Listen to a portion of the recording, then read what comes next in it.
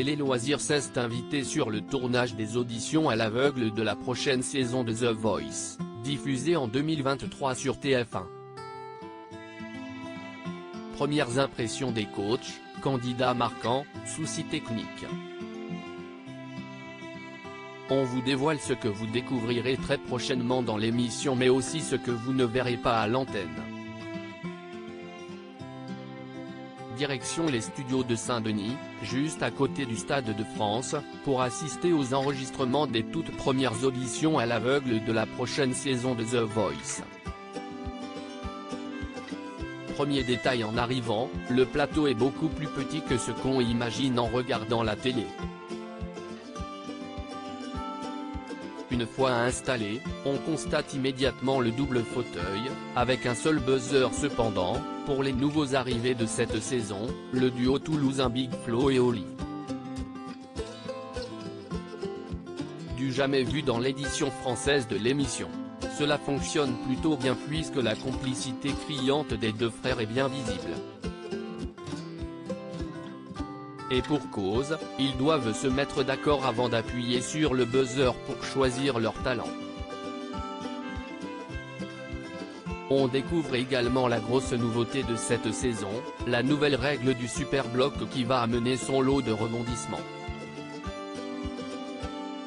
The Voice 2023, on vous dévoile les coulisses des auditions à l'aveugle. Les coachs arrivent ensuite en saluant le public. À peine installé, le nouveau coach Big Flo appuie déjà sur le buzzer rouge pour voir le fauteuil se retourner. Sans succès car celui-ci n'est pas encore activé. Si est-il truqué? Ça ne fonctionne pas. S'énerve-t-il? Si est-il moi qu'il aille saboter juste avant plaisante Zazie? Sa blague va s'avérer prophétique car l'émission connaîtra quelques soucis techniques au niveau des buzzers, qui nécessiteront une coupure afin de corriger ces bugs. Mais là encore, la complicité est au rendez-vous, ça matche bien entre les 5 artistes. Blague, câlin de réconfort lorsqu'il talent est volé à un autre coach, petit regard complice. Les 4 coachs sont dans la bienveillance. Une très bonne ambiance émane du plateau et ça promet pour cette saison.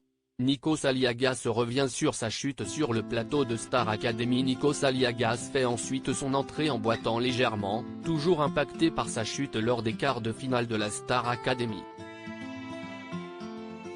Il tient à expliquer sa situation au public présent et raconte les détails de sa chute. Show must go on, rappelle-t-il en gardant son sourire et son professionnalisme habituel. Scènes suivront 24 auditions à l'aveugle, toutes tournées la même après-midi mais qui seront diffusées sur plusieurs émissions. Une très forte émotion en plateau. Sans vous dévoiler le résultat, on peut déjà vous affirmer que certaines seront bluffantes, d'autres drôles et certaines extrêmement émouvantes comme lorsque ce jeune chanteur de rue fait pleurer son père qu'il entend chanter pour la première fois. L'animateur va même inviter le papa, en larmes, à rejoindre son fils sur scène pendant qu'on ne mène pas large non plus depuis les gradins. Et ce n'est pas la seule prestation qui va nous mettre les poils. D'autres chanteurs amateurs nous ont bluffés par leur talent, leur histoire, l'émotion qu'ils nous ont procuré et qui l'ont procuré au coach. Le cru 2023 de The Voice s'annonce très prometteur. Pour connaître le résultat de ces auditions, il faudra attendre 2023 et la diffusion sur TF1 de cette 12e saison de The Voice. À lire aussi The Voice 2023, découvrez la nouvelle règle qui va chambouler l'émission.